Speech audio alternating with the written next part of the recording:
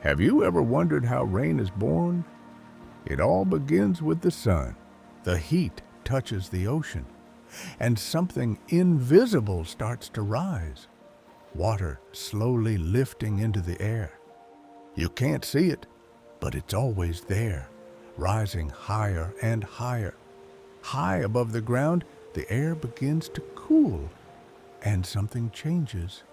What was once invisible becomes something you can see. Clouds. They grow, becoming heavier. The sky darkens until it can't hold any more.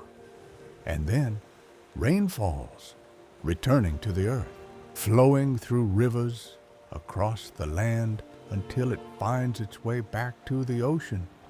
A cycle that never stops. Water rises, transforms, and returns again and again.